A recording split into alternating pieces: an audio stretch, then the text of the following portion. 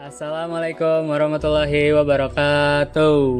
Halo teman-teman, selamat datang di podcast kami. Semoga kalian semua dalam keadaan sehat dan semangat ya. Perkenalkan, saya Raya yang bakal jadi host di podcast kali ini. Nah, di episode kali ini kita akan membahas topik yang lagi ramai banget diperbincangkan, terutama di kalangan anak muda, yaitu tentang bahaya candu judi online.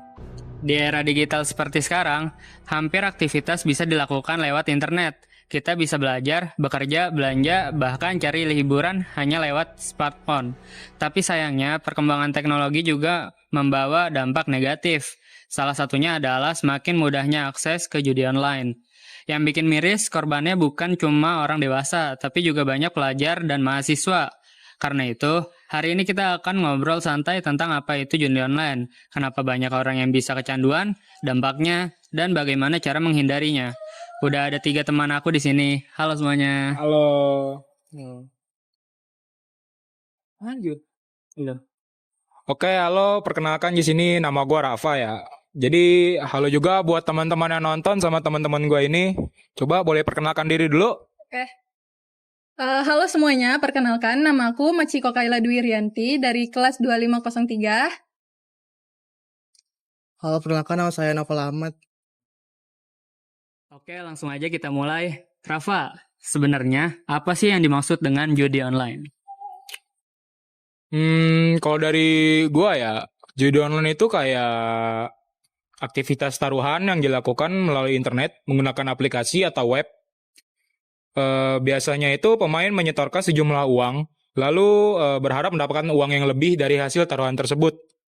Jadi kayak istilahnya ngegandain uang lah, tapi hasilnya tuh instan gitu. Tapi untuk sekarang kenapa jadi makin banyak orang yang tertarik? Menurut kamu itu gimana? Makin banyak orang tertarik itu kenapa ya? Mungkin menurut gua ya, penyebab makin banyak orang tertarik itu pertama aksesnya yang mudah digapai gitu. Terus sama iming-iming taruhan yang gede, terus hasilnya juga gede gitu. Jadi gampangnya tuh lu instan dapetin duit gitu. Misal lu naruh 50.000, nah lu tuh berharap balik bisa dapat 150 gitu. Jadi orang tuh mikirnya ini cara cari duit yang lebih cepat dibandingkan kerja normal gitu. Itu sih menurut gua. Nah, itu yang bahaya. Banyak orang cuma lihat hasil akhirnya, misalnya ada yang menang jutaan rupiah langsung berpikir, wah gampang nih cari uang. Padahal yang ditampilkan biasanya cuma yang orang yang menang saja. Yang kalah sampai habis uangnya jarang banget diperlihatkan ke media. Iya, ibaratnya kayak lihat cuplikan terbaik aja. Kita nggak lihat berapa banyak orang yang sebenarnya rugi. Ngomong-ngomong soal anak muda, kenapa sih Gen Z sering jadi target utama judi online? Menurut lu gimana tuh, Pak? Karena Gen Z termasuk generasi yang paling aktif menggunakan internet dan sosial media. Kita hampir setiap hari buka TikTok, YouTube, Instagram, atau platform digital lainnya. Jadi peluang iklan judi muncul di hadapan kita juga lebih besar. Kalau menurut lu gimana? Kalau menurut gua sih ya, anak muda itu terlebihnya Gen Z tuh pengen punya uang banyak, ditambah lagi sekarang tren sosial itu lagi hedon-hedon lah istilahnya kayak outfit segala macem. Nah jadi karena itu Gen Z itu jadi pengen punya keinginan lebih buat punya uang banyak biar bisa memenuhi kebutuhan yang kayak gitu. Makanya mereka tuh bisa kecanduan judi online gitu. Karena kenapa? Ya itu tadi duitnya itu simpelnya bisa berlipat ganda dengan cara yang menurut mereka mudah. Padahal itu sama aja bohong gitu. Lu tuh nggak pasti menang dapat duit dari situ. Sama aja buang-buang duit jatuhnya. Dan itu juga dilarang sama agama sih menurut gua. Gitu sih. Coba nih. Kalau Ciko? Nah, padahal ya kalau dipikir secara logika, kalau judi selalu menguntungkan pemain, pasti penyelenggara judinya itu udah bangkrut dari dulu. Faktanya, yang paling diuntungkan tetap bandar penyedia platformnya. Nah, setuju. Kadang orang membuat orang tertarik bukan karena memahami resikonya, tapi karena tergoda oleh hasil yang terlihat instan. Selain dari sisi sosial dan ekonomi, ternyata judi juga punya kaitan dengan agama. Kalau dari lu dulu deh, gimana cara jelasinnya? Dari agama ya. Jadi dalam Islam itu perjudian termasuk perbuatan yang dilarang oleh agama. Nah, tentang larangan ini itu ditulis dalam surat Al-Maidah ayat 90. Yang artinya itu, wahai orang-orang beriman, sesungguhnya minuman keras, berjudi, berhala, dan mengadu nasib dengan panah adalah perbuatan keji, termaksud perbuatan setan. Maka jauhilah agar kamu beruntung. Nah, dari ayat ini itu dijelasin bahwa perjudian itu hanya sekedar aktivitas yang merugikan, tetapi juga termaksud perbuatan yang harus dijauhi karena termasuk pelakuan maksiat gitu. Nah, ini tuh harus dijauhi oleh umat Islam gitu. Nah, kalau menurut Novel gimana nih? Kalau menariknya, Allah tidak hanya mengatakan jangan lakukan, tapi jauhilah. Artinya kita bahkan dianjurkan untuk tidak mendekati hal-hal yang bisa membawa kita ke arah perjudian. Karena dampak dari judi ini emang besar. Bukan cuma soal uang, tapi juga bisa mempengaruhi akhlak, hubungan sosial, dan kualitas ibadah seseorang. Nah, sekarang kita masuk ke bagian yang cukup penting. Ciko, kenapa seorang bisa sampai kecanduan judi online? Kalau pendapat aku, salah satu alasannya adalah faktor psikologis. Saat seseorang menang, otaknya menghasilkan rasa senang dan puas. Perasaan itu membuat dia ingin mengulang pengalaman yang sama. Masalahnya, ketika kalah, dia juga belum tentu berhenti. Banyak yang berpikir, sekali lagi deh, siapa tahu balik modal. Nah, akhirnya terus mencoba dan terjebak di dalam lingkaran yang sulit diputus.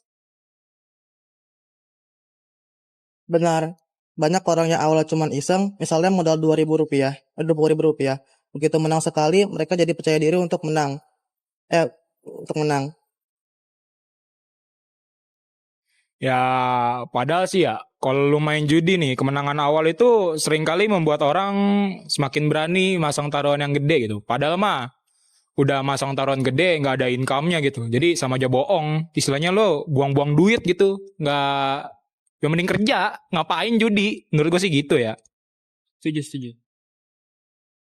Gue sering dengar ada yang bilang kalau udah ngerti polanya pasti bisa menang terus. Menurut kalian gimana? Menurut gue sih ya, kalau lu main judi berdasarkan pola itu agak gimana gitu ya. Bahasa kasarnya gini aja deh.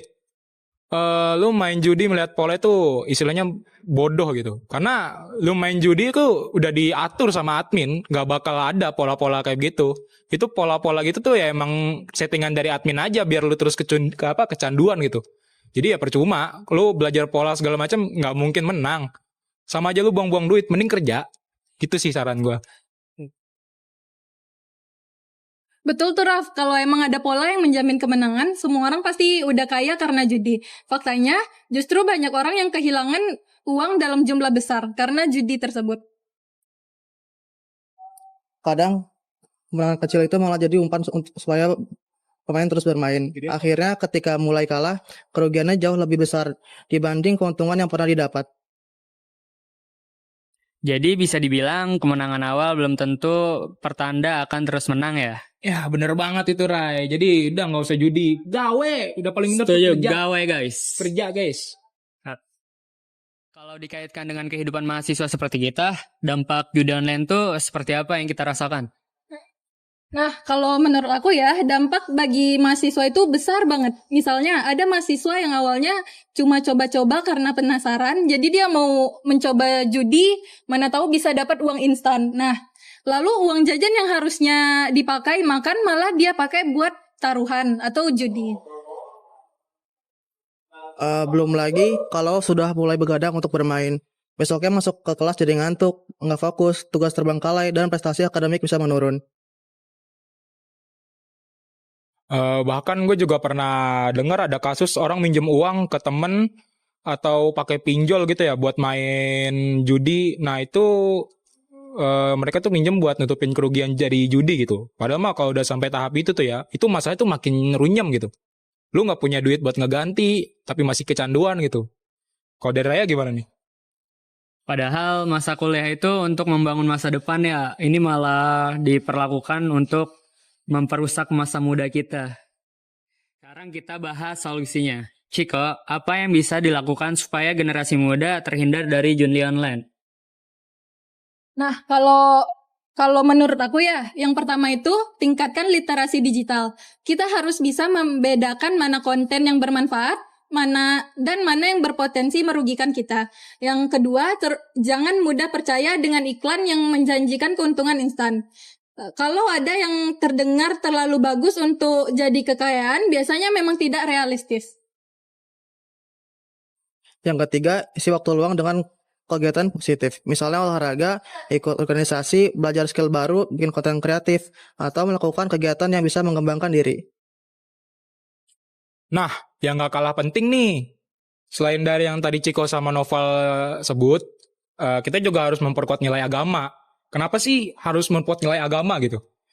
Jadi ketika orang memahami bahwa rezeki yang baik berasal dari usaha yang halal, dia akan berhati-hati dalam mencari penghasilan.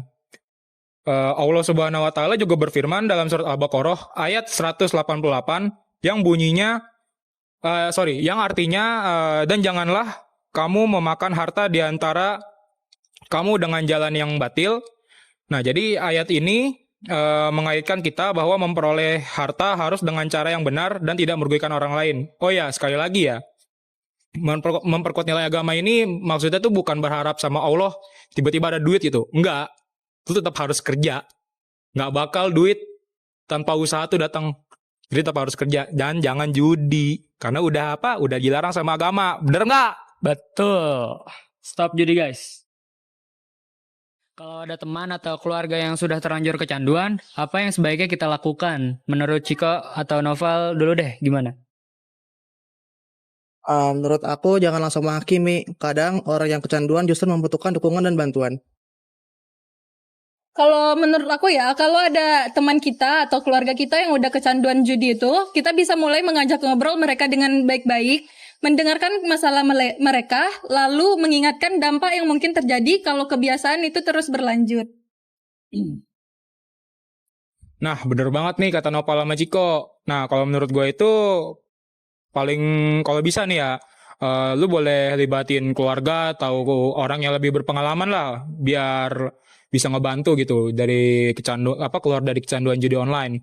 Nah, yang paling penting itu lu bantu dia sadarin sih bahwa judi online itu bukan yang terbaik buat mencari duit gitu.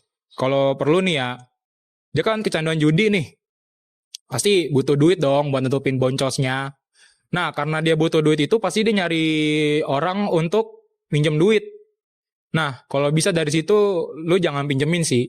Jadi biar karena nggak ada dana tuh dia bisa keluar gitu. Sama bantu sadarin juga gitu. Ya nggak? Yang lain? Betul. Baik teman-teman, nggak kerasa kita sudah sampai di penghujung podcast. Dari diskusi hari ini kita belajar bahwa judi online bukanlah jalan yang cepat untuk menuju kesuksesan. Justru sebaliknya, judi online bisa menyebabkan kecanduan dan menimbulkan berbagai dampak negatif, mulai dari kerugian ekonomi, gangguan psikologi, rusaknya hubungan sosial, menurunnya prestasi pendidikan, hingga dampak terhadap kehidupan spiritual seseorang. Nah, terima kasih kepada Rafa, Ciko, Noval yang sudah berbagi pandangan pada podcast kali ini. Saya selaku host mengucapkan terima kasih kepada seluruh pendengar yang telah menyimak podcast hari ini. Sampai jumpa di episode berikutnya. Wassalamualaikum warahmatullahi wabarakatuh. Thank you. Bye. Yuk, kelar.